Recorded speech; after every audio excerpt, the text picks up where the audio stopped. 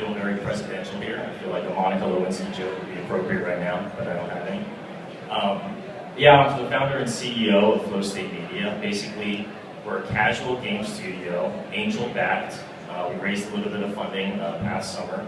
It's basically composed of MIT and Zynga alumni that instead of making Mark Pincus bazillion dollars, we thought we'd try to make our own profitable business. So right now, we've been in business for a little bit more than a year, and we have 2 games out already. The first game is Leather Up. It's a lot like Words with Friends, but the difference is that it's live, synchronous, multiplayer gameplay. So you can finish the game in literally 10 minutes as opposed to the 2.5 weeks that it normally takes for Words with Friends games. So we felt that there was an important niche of players that wanted this type of live game, and we found it. So we have tens of thousands monthly active players that have been rock solid steady for the past 6 or 7 months now. So we're looking to bringing that to mobile in the next couple of months. The second game we have out is called Candy Cane Casino. We launched in December. It has a very fresh and bright and lively type of branding associated with it. And we have 2 games out. We launched with bingo and video poker, and we're going to be launching with slots pretty soon.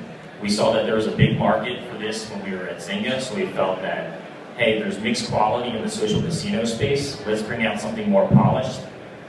Let's bring that Zynga analytical flair to our business and analyze and out-polish everyone else in the space.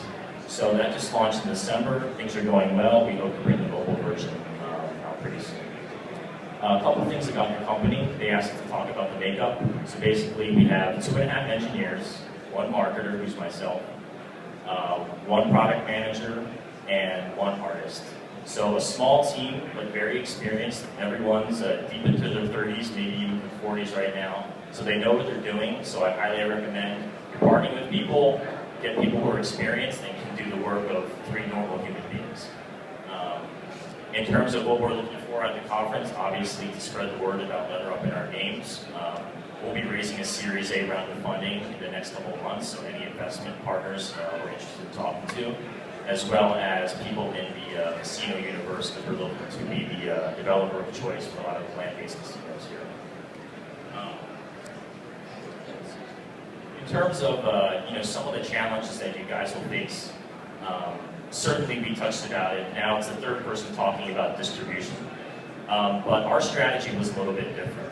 The best way to not have a failure in the App Store is to not have an app in the App Store. So we have not actually released our app just yet. Our strategy was, hey, our dev team really kicks ass at making Flash games on Facebook. They can get games out there, they can iterate quickly.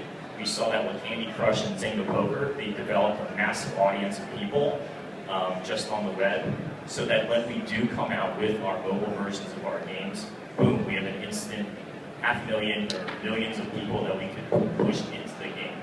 So I think that's something to consider. Obviously, if your team is all about mobile developers, it could be hard for them to go back and adopt different technology. But that's something that really worked for us and something for you guys to consider. So I think it'll be a big heads up. So instead of giving your money to all the mobile advertising people that you see that have stands here, you're putting money into product development and making your game better instead of spending thousands on a text in a museum or something. So that's my 2 cents on distribution. The other thing that's really related to the game we wanted us to talk about a game challenge was not thinking that you found the global maxima in terms of your game, in terms of how good the game is, maybe certain features are working for you.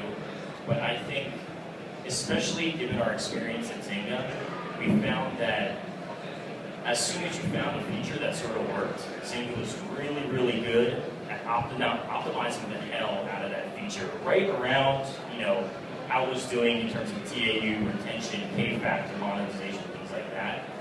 But it was incredibly hard to ask a Zynga PM or a GM to say, hey, maybe this isn't the global maxima for the game.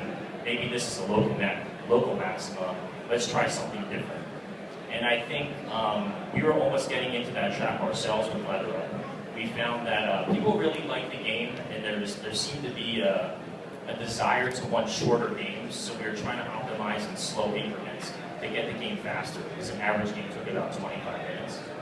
But then we're like, hell, let's do something totally dramatically different. So instead of the 102 tiles that are normally used in games like Words with Friends or Scrabble, we're like, what if we just get rid of 50% of the tiles and force people to make a turn in 90 seconds as opposed to 2 to 3 minutes or the weeks it takes to work with Words with Friends.